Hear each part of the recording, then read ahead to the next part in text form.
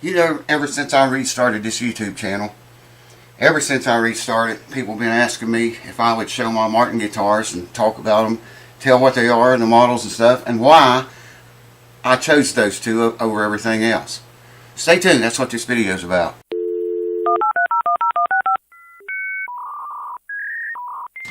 Welcome back, folks. Thank you for coming back. I do appreciate it.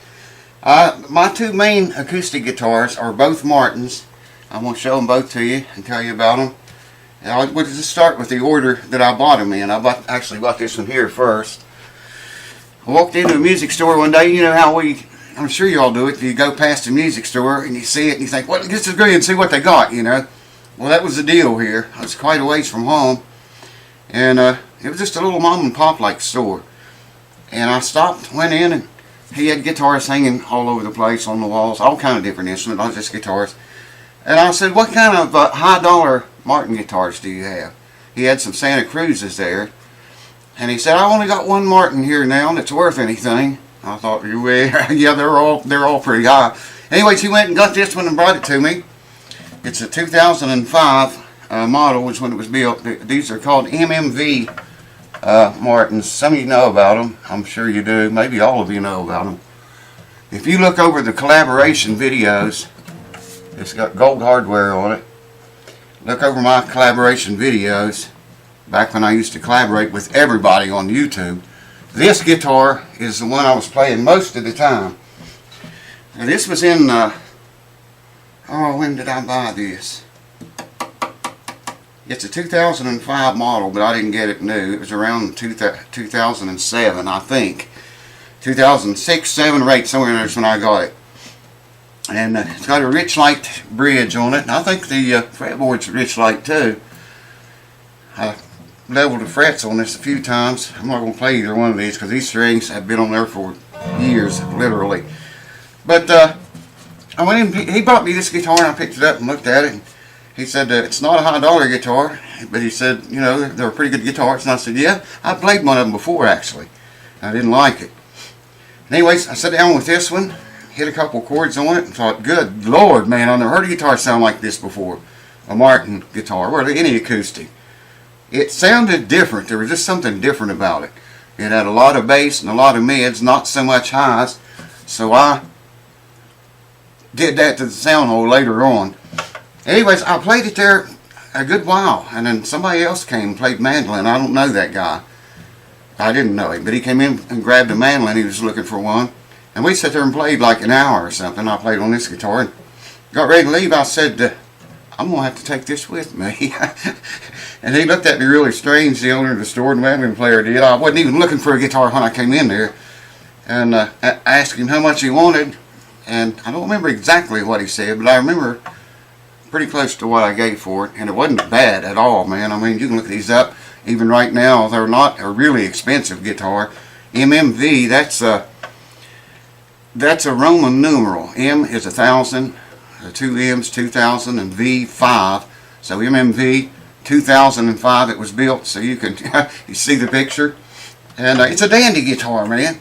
And I've never had any trouble. We had to do the frets once, level the frets on it once, and never had any problems whatsoever. This guitar's been dragged all over the country. In fact, the day I found this guitar, I'm going to show you next, we were playing a gig and I was playing, just sitting in for a band, and until they found a guitar player. But whenever I sat in, until they found a guitar player, they quit looking for a guitar player. So I stayed with them until I took off with Wolf Creek and we formed the Wolf Creek band.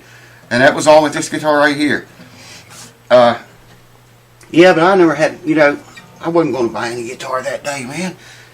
Didn't have any intent whatsoever of purchasing a guitar. I just thought, seeing a little music store, I thought, yeah, we'll run in there and see what he's got. And of course, he had my bait right there, you know.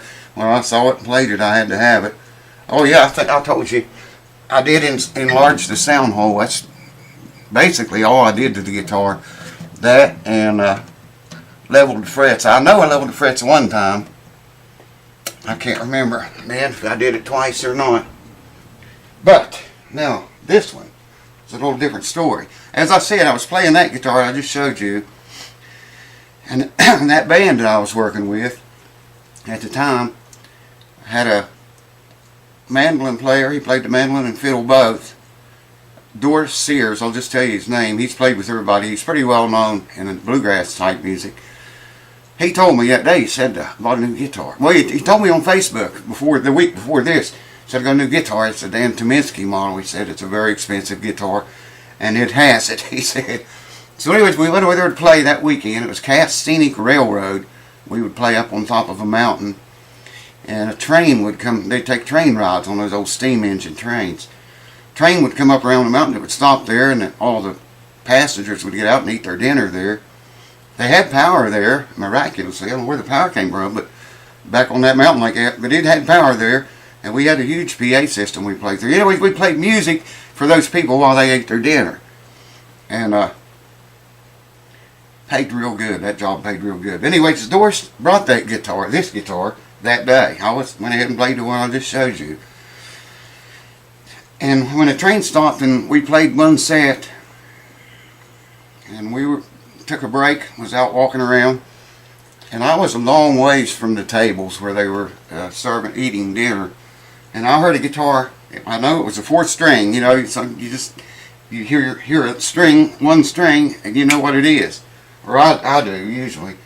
Anyways, I heard a fourth string, and I thought, my God, where's that coming from? You know, we were so far away from everything. I should have been able to hear a guitar that far. And as we were walking back up to the tables, I saw Doris with the case up on one of the tables open, and I heard that again. And ungodly loud, man. It was the loudest, absolute loudest guitar I've ever heard. So I walked very rapidly up to where Doris was sitting, and he had this guitar in the case, plucking the fourth string on it, just pulling it, you know, and letting it fly. And good Lord, it was loud. It's a Dan Tyminski, made like Dan Tyminski's old 40-some model Martin is.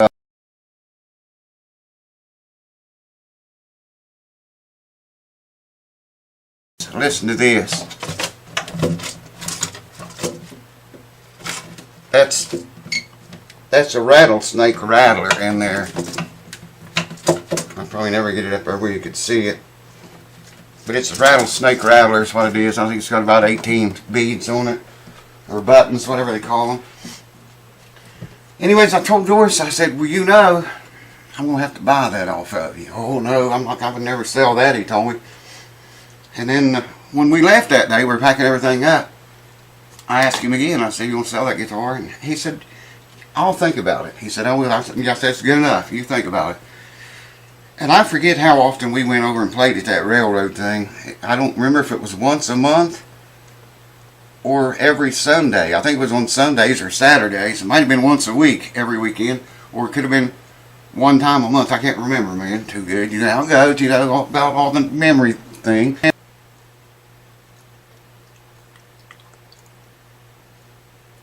But the next time that we went over there and played, he brought it again, and he let me play it that time.